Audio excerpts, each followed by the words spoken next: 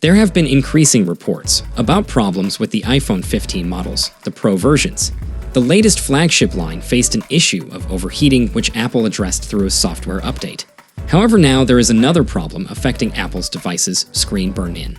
As we mentioned this week, some owners of the iPhone 15 Pro Max experienced severe screen burn-in or image persistence, where a faint image remains on the display permanently.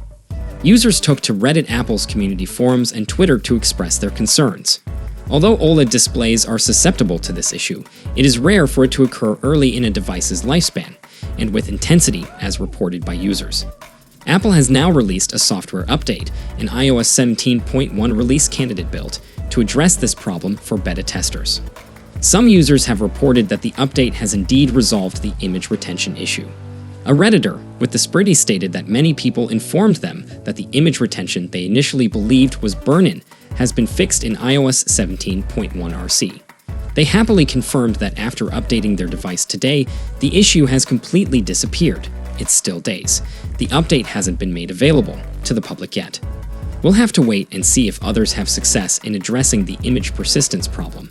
The nature of this issue isn't entirely clear, as it could be either a screen burn-in or a simple display bug. Normally, image persistence is considered a hardware fault that would require a screen replacement.